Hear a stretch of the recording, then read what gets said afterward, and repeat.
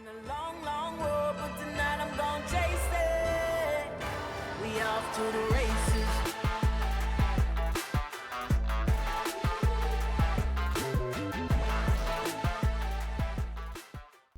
Hey guys, this is the Nemesis Coupe, back with another video, and today I'm going to be talking to you about hub-centric rings. Since I got my new ones in the mail, I had to buy new ones only because my driver rear ended up cracking and breaking.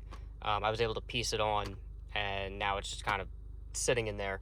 But I opted to get 4 new ones, so we're going to go ahead and replace all of them, and then I'll keep the other 3 that aren't broken, or whichever ones are in better condition. I'll just keep them as spares, just in case. But they lasted me probably about 4 years, maybe 5 years, because I ended up getting my Aodon DS07s, and the hub bore on those is 73.1 millimeters, and then the hub on the car is 64.1 millimeters. So I ended up having to get these to kind of accommodate for that space in between the hub and the wheel hub bore. So I'm going to go ahead and explain in this video when you would use them, why you would need them. I kind of already basically explained why, but we're going to take the car back to the shop and take the wheels off, pull all of them off, check over all of them, and you know, get these on, and then we'll be good to go.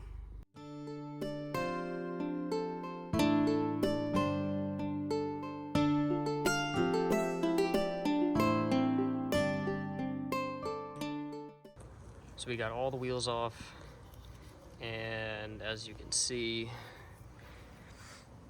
this thing is just destroyed. So that'll be very, very nice. So basically, this hub here, so the space from here to here is 64.1 millimeters. And the hub bore on the wheel is 73.1 from here to here. So there's going to be about that much of a gap. So I think it's like 0.9 millimeters or something, or 9 millimeters, sorry, 9 millimeters of gap between the actual car's hub and the wheel hub bore. So this fills in that space. So you would use these obviously to fill in the space and get rid of any shimmying, because these wheels, or these cars, so these have acorn style lug nuts. So the wheel is not lug centric, it's hub centric. So the wheel is centered on the hub, which keeps it balanced and keeps you from feeling any kind of like harsh vibrations, or you know, the wheel from moving around too much.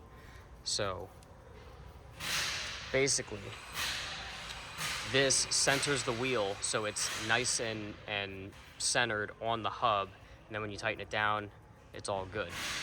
Cars that use lug-centric styles of centering the wheel would be like Toyota, Lexus, where they have lug-centric lug nuts, and they take the brunt of centering the wheel onto the hub, versus hub-centric, which is why you would get hub-centric rings, to accommodate all that extra space. Because at that point, if you don't have these, your wheel is just moving around a lot. Even though it's bolted down, there's going to be a lot of vibration, harshness. You're going to feel it in the steering wheel. It's going to feel like absolute crap. I actually did not realize that when I put the wheels on initially, because I, at the time, you know, had no idea. I didn't even know what these were. There's actually a pretty good lip around that, so I'm going to have to get that nice and flush. But yeah, so, you know, the rest of them are looking pretty good. Yeah, these are fine. So I'm going to keep these as spares and put the brand new ones on, and there's the difference. I mean, not too much of a difference, but these are definitely due for replacement. So, and they fit perfect. So there you have it. Hopefully this explained hub-centric rings and how you would use them, why you would use them, and when you would use them. Typically when you would get aftermarket wheels that, you know, are where the hub bore is a different size than the hub size on the actual car. So catch you guys next time. Stay tuned. I got a lot planned, and don't forget to like and subscribe.